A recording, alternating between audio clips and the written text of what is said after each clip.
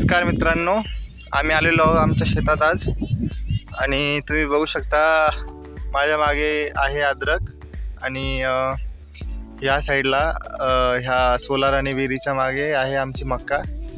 आता सध्या आम्हाला निघायचं आहे मिरचीचं रोप घेण्यासाठी। तर हा व्हिडिओ पहिला ब्लॉग असेल आमच्या शेतातला, तर तुम्ही आमच्या चॅनलला सबस्क्राईब करा। तर चला मित्रांनो, आपण चाललेलो आहे आपल्या कारकडे। तिथनं आपल्याला जायचं आहे एका दुसऱ्या गावाला, एक 4-5 किलोमीटरपर्यंत आहे ते। तिथे आपण घेणार मिरचीचे रोपं आणि लवकर वापस येऊन आम्ही ते रोपवाटिका इथे लावणार आहोत। ही आहे मक्का, तुम्ही बघू शकता। पूर्ण सेटअप मी थोड्या वेळाने दाखवेल। हे बघा आमचं शेत।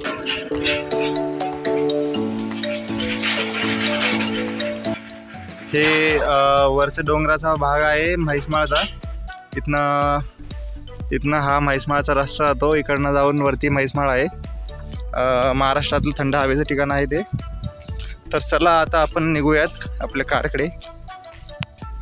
आपल्याला थोडंसं ॲडव्हेंचर करत जावं लागणार आहे। पावसा कारणाने हा रस्ता बघा चिखलाचा झालेला आहे। ॲडव्हेंचर तर होणार आहे आता। इकडे माझ्या भाऊजींचं शेत आहे आपल्या बाजूलाच। हे इथे आपलं आहे पलीकडचं, आणि ह्या साईडला माझ्या मोठ्या मावशीचं शेत आहे। तर चला आपण निघूया समोर ॲडव्हेंचर करत करत, कारण आपल्याला आज खूप वेळ झालेला आहे, नाहीतर कामं राहून जातील। 1-2 मिनिटामध्ये आपण आपल्या कारपाशी जाऊ।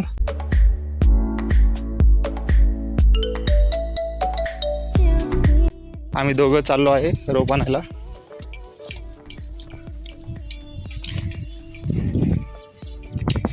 इकडनं जायचं का? जाऊ द्या, आता इकडनं जाऊ। ही प्लॉटिंग पडलेली आहे नवीन शेता बाजूला आमच्या। चिखल आहे तो। पिलरवर पाय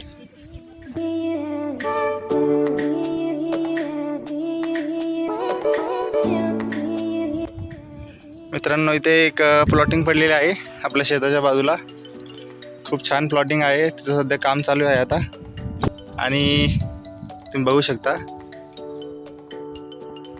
आपण आता आपल्या कारपाशी आलेलो आहोत, आणि कारमध्ये बसायचे पहिले आपण इथे पाण्यामध्ये एकदा आपले चिखलाचे पाय धुवून घेऊयात।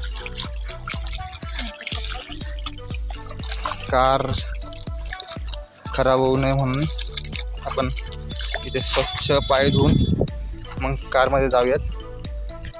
चला तर निघूया आपण। तर मित्रांनो, आपण निघालो आहोत नर्सरीकडे, आणि हा जो रस्ता बघताय तुम्ही, हा म्हैसमाळकडे जाण्याचा मार्ग आहे। तर आपल्याला घाट सुरू झाल्यावरती वरच्या साईडला नाही जायचं, एक राईट साईडला लामण गावासाठी एक रस्ता आहे, तिकडे आपण जाणार आहोत। तुम्ही तोपर्यंत प्रवासाचा आनंद घ्या। छान निसर्गरम्य वातावरण आहे आसपास, आणि तुम्ही या राईट साईडला बघू शकता। इथे रोड टच ह्या घरापासून तर मागे पूर्ण 6 एकर पहिले इथे आमची शेती होती। हे शेत आमचं होतं पहिले, पण आजोबांच्या काळात त्यांनी ते विकलेलं।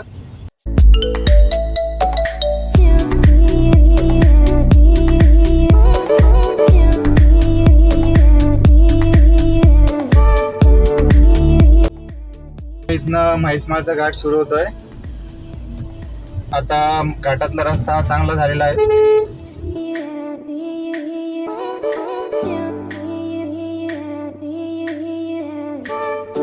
साईडला तुम्ही एक तळ बघू शकता।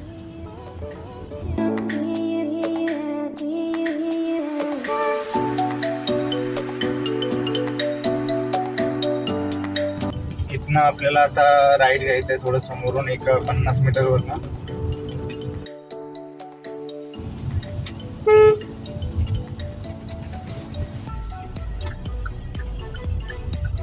तर हा सरळ जाणारा रस्ता म्हैसमाळकडे जातो। आपल्याला जायचं आहे राईट साईडला लामण गावाकडे। आणि इथनंच म्हैसमाळचा घाट हा सुरू झालेला आहे. वरती मस्त असं हिल स्टेशन आहे, TV सेंटर टॉवर आहे, तिकडे व्ह्यू हा बघण्यासारखा असतो, एकदम निसर्गरम्य, उंच आणि पूर्ण थंड हवेचे ठिकाण. तुम्हाला कदाचित माहीतही असेल, म्हैसमाळ हे थंड हवेचं ठिकाण आहे.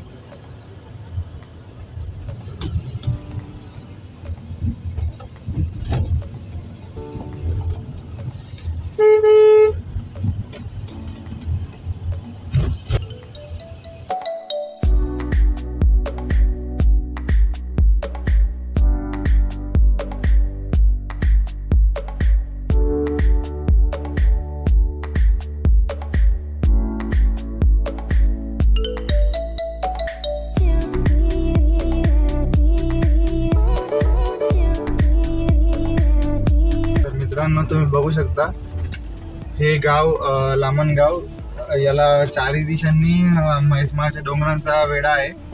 इथं आल्यावर तुम्हाला असं वाटेल की तुम्ही जुन्नर मध्ये आहेत. पूर्ण जुन्नरला आल्यासारखं वाटतंय. शिवाजी महाराजांची आपली जन्मभूमी. आजी लामणगाव समोरच आहे ना? बरं.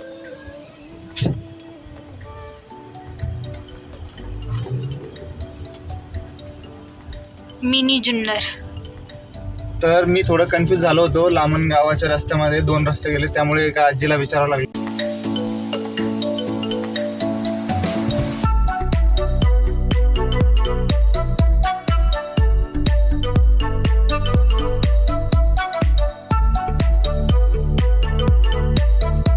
आपण आता सध्या लामण गावामध्ये आलेलो आहोत. इथनं अजून 1-1.5 किलोमीटर समोर आपल्याला ती नर्सरी राहील, तिथं आपल्याला रोप घ्यायचे आहे. तर आपण तिथे बघूयात, मिरची सोबत काही दुसरे रोप असतील ते पण घेऊ, जसं की वांगे और भेंडी.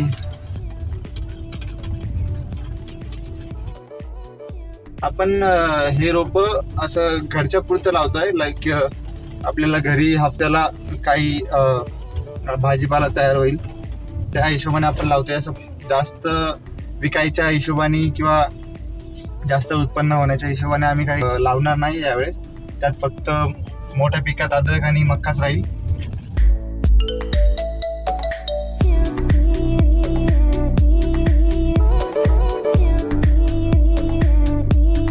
हे बघा मित्रांनो, ओढ्याला पाणी चालू आहे. काल इथे भरपूर पाऊस झाला, त्यामुळे सकाळी 3 वाजता सुद्धा झालं.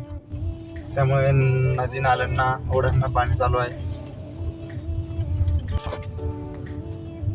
समोर तुम्ही बघू शकता लेफ्ट साईडला ही नर्सरी आहे.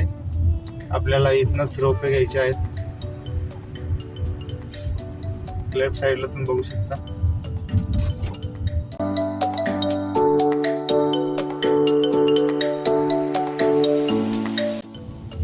इकडे ही नर्सरी वाटते मला.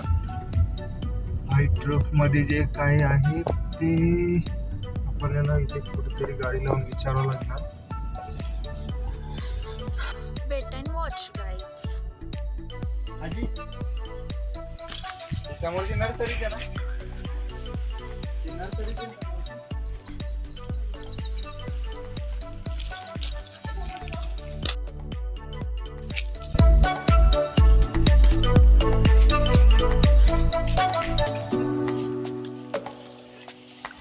आपण आलेलो आहोत नर्सरीपाशी. हा नर्सरीकडे जाण्याचा रस्ता आहे. मी कार का साईडला पार्क केली वरती रोडवरती. अरे वा, तुम्ही बघू शकता हे शेतातलं वरतून डोंगराकडून येणारं पाणी शेतामार्गे येऊन इथनं असं वाहत आहे आणि हे समोर जाऊन इकडे मिळेल ओढ्याला. बघा की दीदी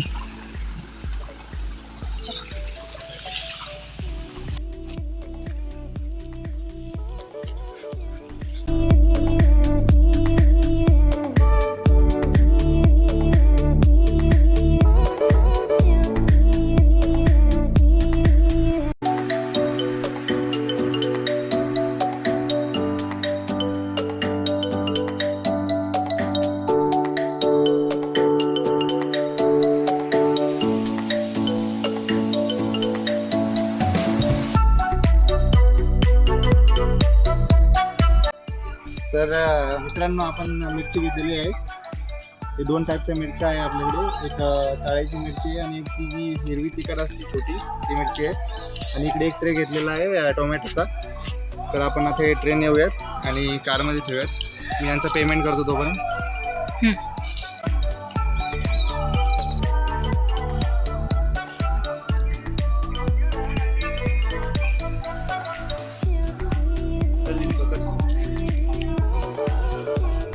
चलो येऊ का? तर मित्रांनो आपण घेतलेले आहेत 3 टाईपचे रोपं. एक आहे टोमॅटो, एक आहे मोठी मिरची म्हणजे जी तळायची असते, आणि एक आहे तिखट मिरची. तर आपण हे मिरची आता आपल्या अद्रकीमध्ये काही काही फुटांवर लावणार आहे. चला तर आपण आता निघूया आपल्या शेताकडे. तर मित्रांनो आता आम्ही रोप घेऊन निघालोय वापस. एक 5 मिनिटामध्ये शेताकडे परत पोहोचेल. आम्ही 3 ट्रे घेतले. एका ट्रेमध्ये 125 रोप आहेत. तर आम्हाला ते एक ट्रे 150 रुपयाला पडलं आहे. आज हे काम पप्पाने माझ्यावर दिलेलं. पप्पांची गेट टुगेदरची पार्टी आहे त्यांच्या शाळेमध्ये. तर ते तिकडे गेलेत आणि मी, माझी आई आणि बहीण इकडे शेताकडे आलो. थोडंफार काम करून मग पप्पाला घ्यायला जाणार मी आणि संध्याकाळच्या टायमाला आपल्या सिटीकडे निघणार घरी. निसर्गरम्य वातावरण आहे. आता मित्रांनो आम्ही आलो आमच्या शेतापाशी. इथे कार पार्क करून आम्ही रोप नेणार आहोत शेतामध्ये. तर आपण भेटूयात डायरेक्ट शेतामध्ये रोप लावताना. मी तिथे तुम्हाला आमच्या शेतातला सेटअपसुद्धा दाखवेल की आम्ही काय काय सेटअप केलेला आहे, जसं की सोलार वगैरे. तर इथनं आपल्याला लेफ्ट घ्यायचं आहे आणि इथे कार पार्क करून आपण आपल्या शेतात जाऊया.